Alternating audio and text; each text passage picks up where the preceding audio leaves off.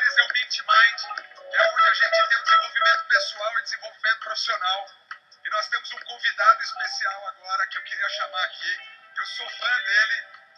Ele é filósofo, escritor, com mestrado e doutorado em educação, professor titular da PUC, já foi também secretário municipal de educação de São Paulo. Vamos chamar aqui, galera, do jeito que ele merece, subindo o som. Senhoras e senhores, ajudem a receber Mário Sérgio Cortella!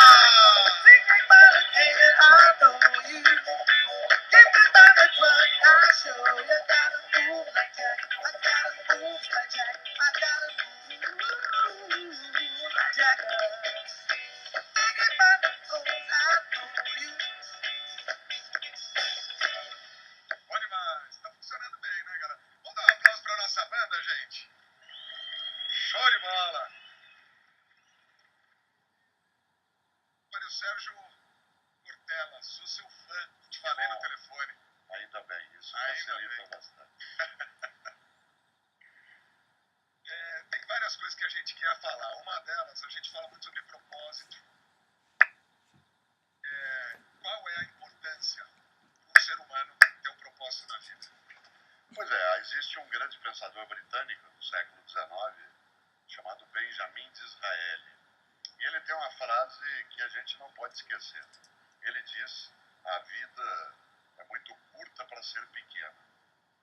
A vida é muito curta para ser pequena. Isto é, já basta que ela curta seja para que eu consiga apequená-la de algum modo. E o que é uma vida pequena? É aquela superficial, rasa, morna, inútil. E nesta hora, o propósito ele aparece um pouco, Maurício, naquilo que é uma das grandes obras que eu acho da literatura, da história, que é a de um professor como eu, só que britânico também, do século XIX, um homem chamado Charles Dodgson. Muita gente aqui o conhece como Lewis Carroll. Lewis Carroll escreveu Alice no País das Maravilhas, um livro altamente inspirador para pensar o propósito da vida. Aliás, esse livro inspirou o filme Matrix. Se você se lembra, na história da Alice, a menina está brincando durante uma tarde num jardim, vê um coelho branco, e aí ela vai atrás dele, cai num buraco e entra num mundo onde as coisas são diferentes. Se você se lembra, a primeira cena do Matrix, do primeiro filme, o único que é compreensível, né, você vai notar que a cena original é o Keanu Reeves, o Neo novo em latim. Ele está sentado diante de uma tela de computador e começa a piscar na tela Follow the White Rabbit. Follow the White Rabbit. E aí, na mesma hora, toca a campainha, ele se levanta ao abrir, entre as várias pessoas que lá estão, uma delas é uma mulher com um coelho branco tatuado. E aí se inicia uma aventura que, em um determinado momento, é colocado ao Keanu Reeves, ao Neo, uma questão. Você quer uma vida verdadeira, íntegra, difícil, complicada, mas autêntica? Ou quer uma vida falsa, dissimulada? Nesse livro, e aí eu termino essa longa resposta, tem talvez a pergunta mais inteligente e difícil que eu já vi na vida e tem a ver com isso que você coloca. Vocês sabem que a Alice está perdida, não sabe onde está. Há um determinado momento que ela encontra um gato.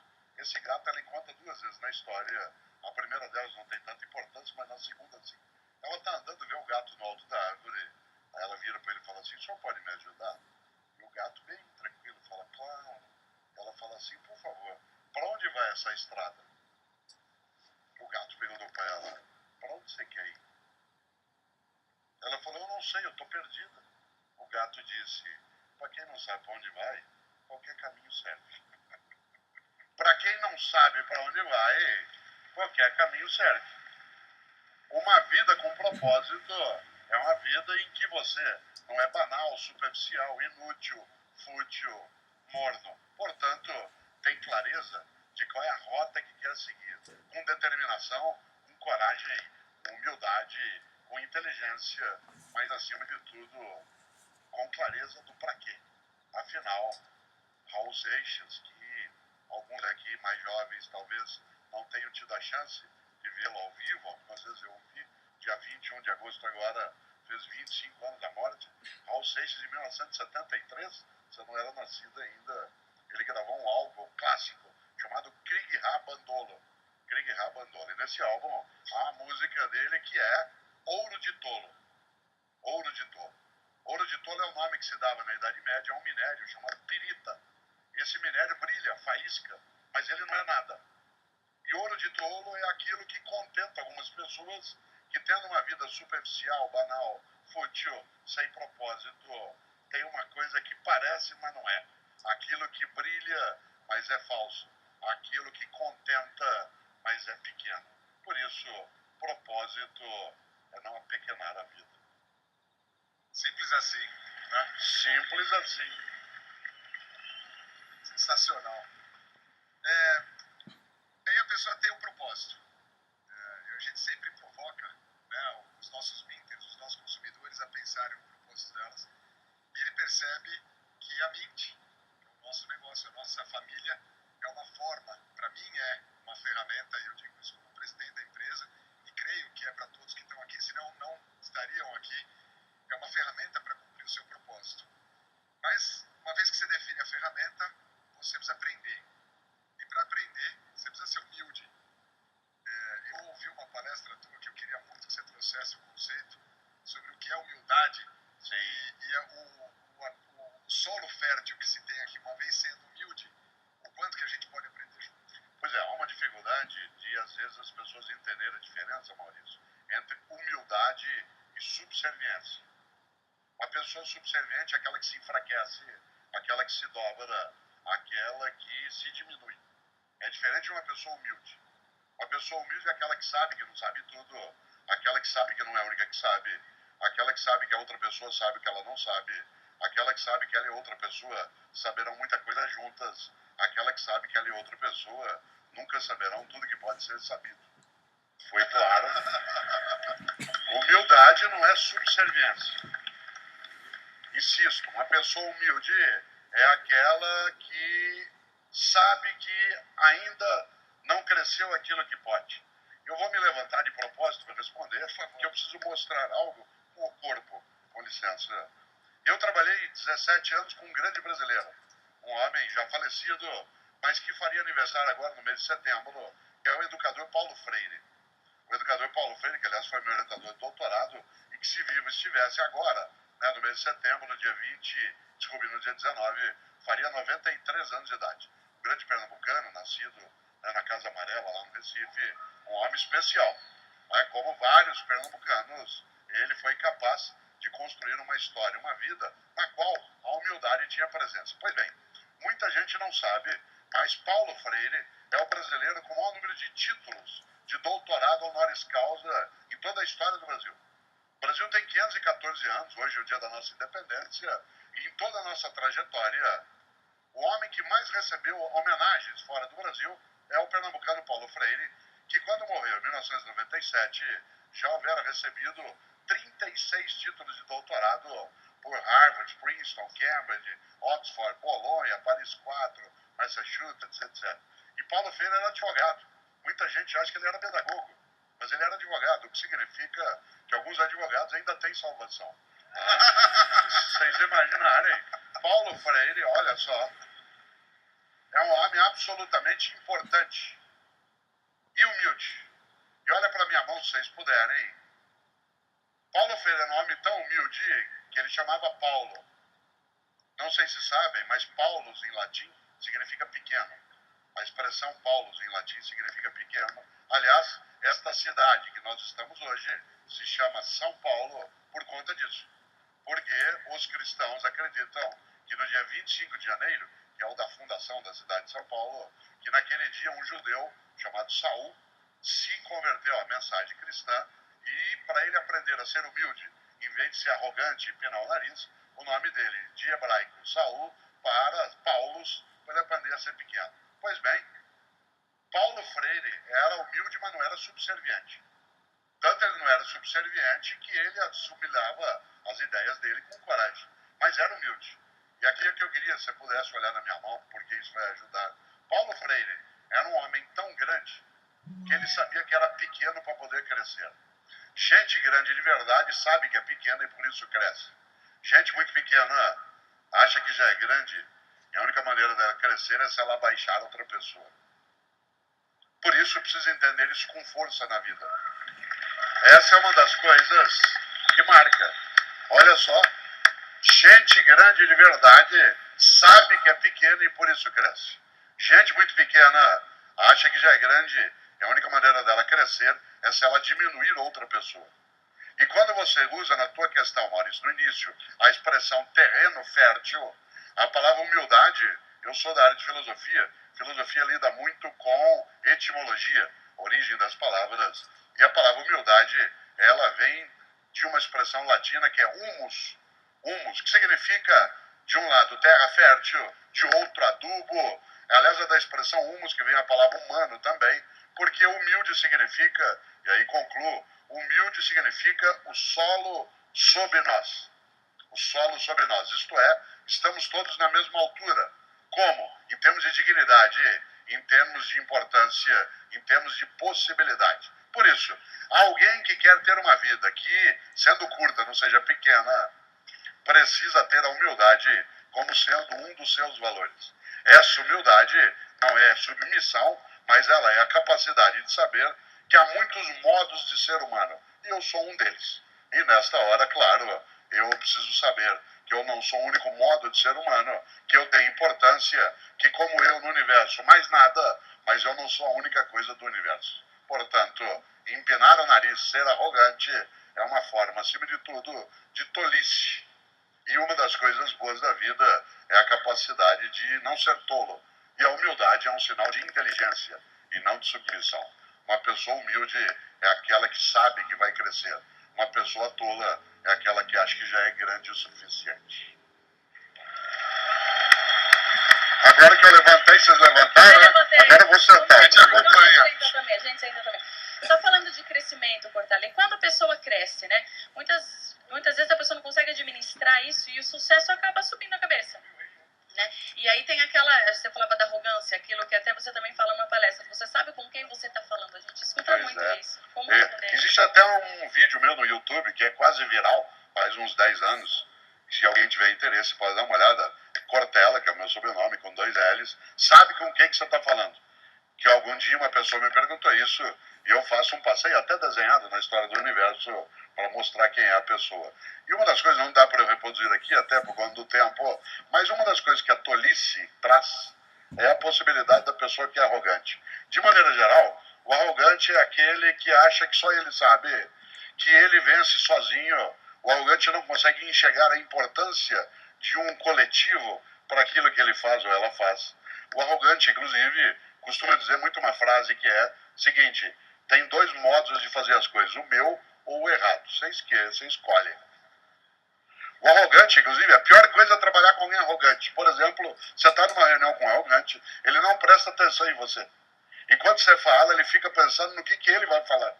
Aliás, ele nem te ouve, porque ele fica esperando a vez dele para falar de novo, e aí ele não presta atenção. Uma pessoa arrogante, por exemplo, é capaz de vir aqui hoje e passar o dia inteiro e sair daqui com as mesmas ideias que já tinha. Porque a pessoa arrogante, ela acha que ela já sabe. Por isso ela não presta atenção. Ela só quer confirmar. De maneira geral, o arrogante tem voo curto na vida. Porque ele acha que ele vence sozinho. E eu gosto demais de um ditado africano. Um dos meus filhos, o mais novo, o Pedro, ele é repórter de TV. E ele morava na África até o ano retrasado. E uma das coisas que ele mandou de lá para mim foi do Marrocos, onde ele viveu 1 ano, uma placa escrita em árabe berber, que é o idioma que se fala lá, com a frase que eu acho mais importante na vida. Eu não leio árabe berber, então eu tenho que imaginar que é isso mesmo que está escrito, né? Mas tem que confiar nele. Eu vou levantar de novo para mostrar como é que é, porque você sabe, né? A frase, olha só que coisa, o ditado que eu mais gosto, e quando a gente tem hoje esse lugar pleno de pessoas, boa parte do dia as pessoas confraternizando. Você sabe que confraternizar é ficar com os fraternos, ficar com os irmãos, no sentido de vida, de dignidade, de trabalho, confraternizar. E há um ditado africano que diz: se quiser ir apenas rápido, vá sozinho, se quiser ir também longe, vá com alguém. Olha que frase forte. Se quiser ir apenas rápido, vá sozinho. Mas se quiser ir também longe, vá com alguém. Isso vale para a relação afetiva, vale para o trabalho, vale para a música, vale para a filosofia, que é a minha área. Se quiser ir só rápido, vá sozinho. Mas se quiser ir também longe, vá com alguém. Não é à toa que os depoimentos que nós tivemos aqui antes, daqueles que eu pude ouvir, as pessoas agradecem a outras pessoas. Ela não agradece só a si mesma, porque de si mesma ela tem orgulho sem arrogância, mas ela agradece a outros. Quer ir longe, vá com alguém. Quer ir só rápido, vá sozinho. Isso vale até para sexo. Foi uma boa. Faz sentido. Vou sentar outra vez. Eu acho que vendo esse monte de gente feliz, do bem, eu acho que a gente vai longe. Não vai não, galera?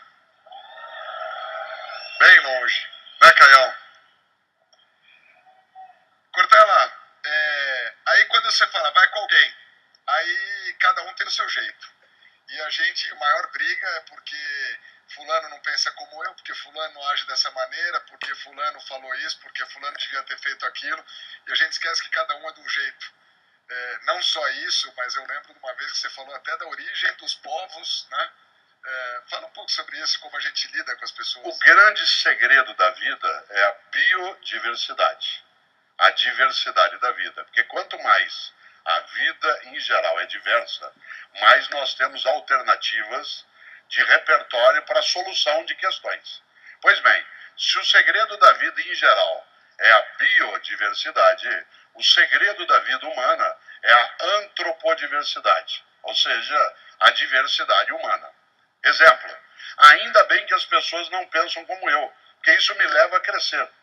Ainda bem que nem todos são como eu sou, porque isso aumenta a possibilidade de encontrar soluções para aquilo que é necessário. Eu tenho muito medo de quem concorda comigo o tempo todo. Porque gente que concorda comigo o tempo todo, ou não gosta de mim, ou não me respeita, ou está se preparando para me derrubar. Teu melhor amigo discorda de você e te irrita. Tua melhor amiga te irrita porque ela é capaz, porque ela tem afeto de discordar de você. Gente que não gosta de você, concorda com você o tempo todo. Quer ver um exemplo? Se você é minha amiga, disse, olha, estou pensando em comprar um carro novo, você, Cortella, você está louco, você acabou de gastar dinheiro, só, pô, você não gosta de mim? Diz, claro, é por isso que eu estou falando. Se você não está nem aí, você não está nem aí comigo, eu falo, estou pensando em comprar, vai, compra. Movimento mercado. Cuidado. Cuidado com gente que concorda contigo o tempo todo, porque a gente que não pensa como eu, me tira de dentro do mesmo. Eu, Cortella, tenho um medo imenso do mesmo. A mesma praça, o mesmo banco, o mesmo jardim, as mesmas flores. Quando o Carlos Imperial, que é um grande compositor brasileiro que já faleceu, primeiro empresário do Roberto Carlos, aliás, ele compôs muitas coisas que um dia o Wilson Simonal gravou, como Meu Limão, Meu Limoeiro, Mamãe Passou Açúcar em Mim. Aliás, para quem gosta de carnaval e é do Rio de Janeiro, foi ele o primeiro presidente, o especial Carlos Imperial, do júri das escolas de samba do Rio, quando passou para Marquês de Sapucaí. E ele criou um lema para julgar a escola que era 10, nota 10. Foi dele.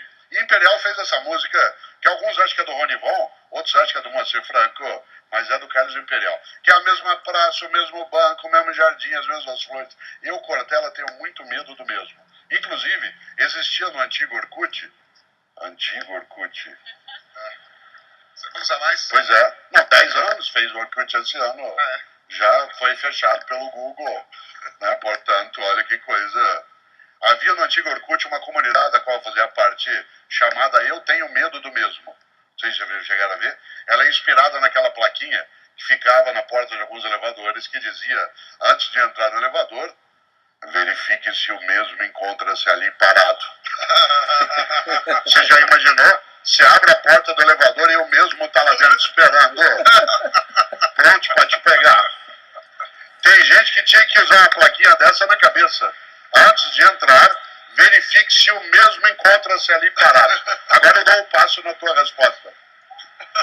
Olha que coisa. O que é que me tira de dentro do mesmo? A pessoa que não é como eu. A pessoa que não tem a mesma orientação sexual que eu, que não pratica a mesma religião, que não é do mesmo lugar que eu.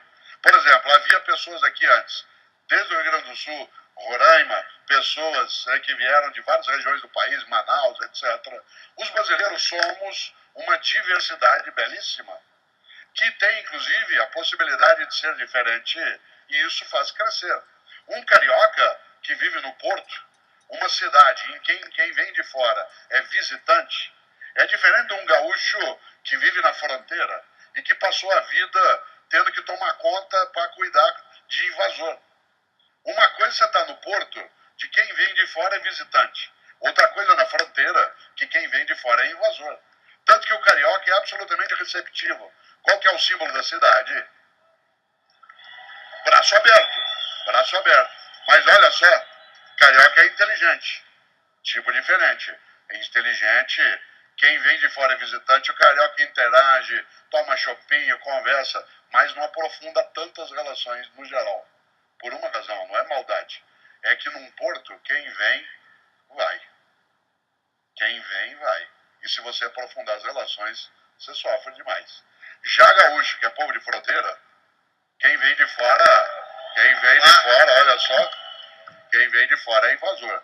Por isso o gaúcho, no primeiro momento, parece arrogante. Não é, mas ele parece, porque ele é meio desconfiado. Passou a história lutando para proteger a fronteira. Até na hora de fazer guerra, fizeram um contra os outros. Certo? Não chamaram ninguém de fora. Metade tentou matar a outra metade.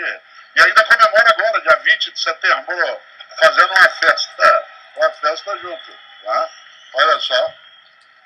O Manauara, e algumas pessoas aqui vieram até aqui, vive numa região onde você tem uma natureza exuberante.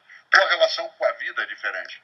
O pior equívoco que você e eu podemos cometer é nos relacionarmos com as pessoas como se elas fossem idênticas. Elas o são na dignidade, mas não no modo de ser, de pensar. E aí dou um exemplo para terminar nessa fase. Eu trabalhei alguns anos no Rio Grande do Norte, ajudando a fazer uma cartilha de alfabetização que é usada lá até hoje, chamada Raízes. Só eu era de fora. Durante muito tempo se fazia cartilhas no Sudeste e se mandava para o Nordeste, o que era muito artificial, desconsiderando o que as pessoas tinham, por exemplo, no Nordeste, da sua identidade. E eu, claro, era só eu. Tinha um professor de Caicó, Mossoró, Pau dos Ferros, Ceará Mirim, João Câmara, e eu era de fora. Uma tarde de sábado, nós estávamos merendando, como eles chamam lá, aqui a gente chama de coffee break. Né? Nós estávamos merendando, e na hora da merenda eu virei para elas e falei assim, olha, eu adoro trabalhar com vocês, mas a coisa que eu mais gosto, sabe o que é? Elas falaram, não. Eu falei, é o sotaque de vocês. E elas falaram assim, que sotaque? A gente não tem sotaque, é você que tem sotaque. Leonardo Boff, um grande teólogo catarinense que mora em Petrópolis, costuma dizer uma frase para você e eu não esquecemos. Ele diz, um ponto de vista é a vista a partir de um ponto. Um ponto de vista é a vista a partir de um ponto. Você não pode se relacionar com alguém que tem ascendência italiana, como eu, e que, portanto, tem uma visão da vida, da família, que é toda ela grudada, em que você briga, quase se mata e depois se abraça. Na mesma coisa em relação à família nipônica. Aqui há pessoas que têm ascendência oriental asiática. É diferente a relação com alguém que for nipônico, numa cultura em que você é um pouco mais fechado. Eu sei porque eu trabalhei há 30 anos, esse ano eu estou fazendo 30 anos, que eu trabalhei um ano no Japão, e era muito diverso o modo de relacionamento. Isso significa, não é que as pessoas não tenham a mesma inteligência, mas elas têm modos diversos no dia a dia. Mineiro, por exemplo, aqui há vários. Mineiro é mais desconfiado. Povo de montanha enxerga quem vem vindo antes muito dele chegar. E por isso é desconfiado. Quer ver um exemplo? Mineiro é tão desconfiado que nunca diz de onde é. Se você perguntar de onde é, ele sempre é de perto de. Eu sou de perto de fora, perto de Barbacena, né? Sou de perto de Uberlândia, mas ele nunca diz de onde é. Aliás, mineiro é tão inteligente que um mineiro está conversando com outro, Maurício, fala assim, aí, compadre, o que você acha de nudez? Eu sou a favor, né? Melhor nudez que no nosso. Tá? Questão de sabedoria. Né? Muito bom. Uai. Por isso, diversidade aumenta repertório de solução. Eu tenho um livro que trata desse tema, que você estava mencionando a ideia, um livro chamado Qual é a Tua Obra? Qual é a Tua Obra? Que é um livro que trata do que nós estamos conversando aqui sobre gestão, liderança e ética. E ali nesse livro eu conto um pouco da importância de nós olharmos as pessoas com o mesmo tipo de educação, aproximação, mas sabendo que nós somos, atenção, algo decisivo na vida. Reconhecer as diferenças não significa elogiar as desigualdades. Homens e mulheres são diferentes, não são desiguais. Brancos e negros são diferentes, não são desiguais. Nordestinos e sudestinos são diferentes, não são desiguais. A igualdade é um conceito ético, a diferença é uma percepção econômica, sociológica, né, de origem geográfica. Por isso, viva a diferença. Viva a diferença. Viva a diferença. Agora, para terminar, temos 5 minutinhos aí. Ainda bem, hein? Já imaginou mais filosofia? Você sabe que eu sou da área de filosofia. De maneira geral, as pessoas acham que um filósofo, que é o que me chamam, que filósofo é alguém que não trabalha. Né? Tanto que você nunca ouviu falar de greve de filósofo, ou sindicato de filósofo. É uma área que a gente parar de trabalhar, você nem percebe que a gente tinha começado. Certo? E aí, na hora que a gente para de trabalhar, as pessoas dizem assim, porque elas gostam de não trabalhar com a gente. Existe sindicato de filósofo? E não existe, nem Não sindicato, e nem convenção, e nem um evento. Tá? Inclusive, porque se nós nos juntássemos, a gente nem ia saber onde estava. Muito bom. Tem algo que eu queria, para a gente terminar, uma das coisas que faz com que as pessoas desistam, muitas vezes, de buscar o seu propósito, de realizar o seu propósito, de realizar os seus sonhos e acabam vivendo uma vida mediana, uma vida medíocre, é porque elas começam a ouvir nãos. Né? Então aí ela vai para o tradicional, que ela ouve um não constante, etc. A gente falou rápido sobre isso no telefone. Como que a gente lida com o não e por que esse choque quando a gente ouve um não? Nós estamos aqui sob luzes. Né? Há muita luz sempre num palco. O homem que inventou a lâmpada elétrica de corrente contínua, o americano Thomas Edison, ele fez 1430 experiências antes de chegar à lâmpada, que deram errado. Ele escreveu isso num livro. Aliás, ele anotou, inventei 1430 modos de não fazer a lâmpada. Porque é importante saber o que não fazer, tanto quanto saber o que fazer.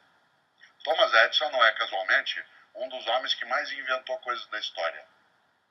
Porque ele sabia uma coisa, não existe fracasso no erro. O fracasso está na desistência. Certo? Você e eu não fracassamos quando a gente erra. A gente fracassa quando aposta errado e desiste. Afinal de contas, o não faz parte da nossa possibilidade. E há pessoas que diante de um não se amedrontam. E há pessoas que diante de um não se sentem desafiadas. Claro, há um desafio positivo no não. Qual é? Aquilo de você supor que você vai ultrapassar aquela condição. Mas é possível. Seres humanos são livres para aderir a uma proposta ou recusá-la. Cabe a você ou a mim me seduzir para a ideia de que isso é bom para mim. E eu direi não, mas eu já estou acostumado. Sabe por quê? Porque mudar é complicado. Dizer não é o primeiro passo da comodidade. Quer ver um exemplo? A comodidade é tão séria. Tem gente nesse auditório que dorme do mesmo lado da cama há 10, 20, 30 anos. Viaja, fica sozinho numa cama grande, dorme daquele lado. Tem gente aqui que senta no mesmo lugar em casa para comer há 10, 20, 30 anos. Chega uma visita na tua casa, senta onde você está habituado a sentar, você nem come direito aquele dia. Por isso o não, ele é uma resposta automática quando você não quer mudar de passo. E uma pessoa pode, ao receber um não, acomodar-se e recuar, ou ela pode tomar aquilo como um desafio de inteligência e buscar superá-lo, sem ser inconveniente, sem ser agressiva, sem ser desatenta, mas sendo persistente. Os romanos têm na antiguidade uma frase que eu gosto demais. Eles diziam, o impossível não é um fato, o impossível é uma opinião. O impossível não é um fato, o impossível é uma opinião. Cortella, é impossível ter uma democracia estável no Brasil, na tua opinião. É impossível você se tornar esmeralda em um ano, na tua opinião. Claro. É impossível. Barack Obama conta uma coisa na sua biografia, ele mesmo. Quando ele tinha 10 anos de idade, Ele chegou para a avó dele e falou assim: vó, eu vou ser presidente dos Estados Unidos. Já imaginou se ela vira para ele assim: menino, você fumou alguma coisa? Você tá louco, moleque? Como você vai ser presidente? Você nasceu no Havaí, é afrodescendente e tem nome muçulmano. Como que você vai ser presidente dos Estados Unidos? Sabe o que é? Você tá louco, moleque? Você nasceu no Havaí, é negro e chama para que você é Obama. Sabe o que ela falou para ele? Vai que você pode. De onde ele tirou o lema, yes we can. Claro que ele não ficou sentado esperando. Ele foi atrás. Nesta hora, cuidado. A trilha sonora de quem quer fazer na vida, de quem não quer ficar aguardando, é lembrar um grande paraibano que viveu no Rio, hoje mora em São Paulo, que é Geraldo Vandré, quando ele cantava Quem sabe faz a hora, não espera acontecer. Quem sabe faz a hora, não espera acontecer. Por isso, o não é um trecho do percurso, não é o fim do percurso. Muito bom. Senhoras e senhores, muito obrigado. Obrigado. Mário Sérgio